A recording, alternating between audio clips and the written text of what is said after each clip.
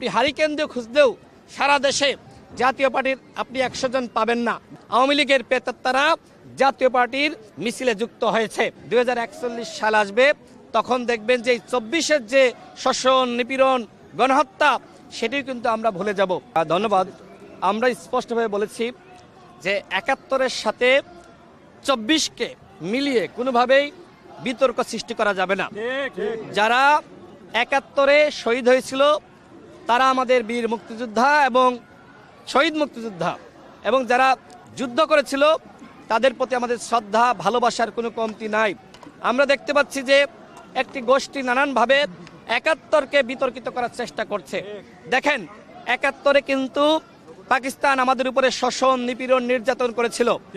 এখন যদি সেই শোষণ, নিপীড়ন, নির্যাতন ভুলে যায়, তাহলে যখন 2041 সাল আসবে তখন দেখবেন যে 24-এর যে শোষণ, নিপীড়ন, গণহত্যা সেটি কিন্তু আমরা ভুলে যাব। মুক্তিযোদ্ধারা আমাদের জন্য গর্বের বিষয়। আমরা গণ অধিকার পরিষদের পক্ষ থেকে আমরা শ্রদ্ধা নিবেদন করার জন্য এসেছি, কিন্তু দুঃখের সাথে বলতে হয় আজকে আমরা দেখলাম জাতীয় পার্টি এখানে এসেছে। আমরা তথ্য পেয়েছি জাতীয় পার্টির এই মিছিলে, এই শ্রদ্ধা নিবেদন অনুষ্ঠানে আওয়ামী লীগের প্রেতাত্মারা জাতীয় পার্টির মিছিলে যুক্ত হয়েছে। কলা বাহিনীর পাহারা নাই।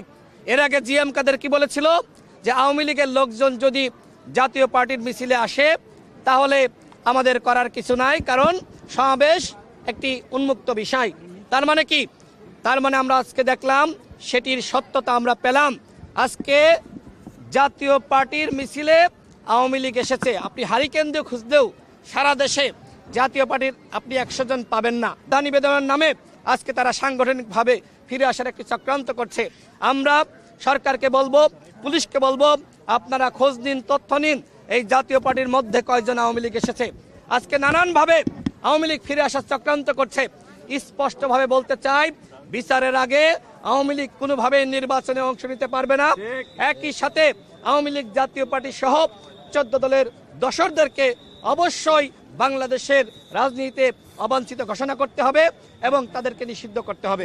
ধন্যবাদ।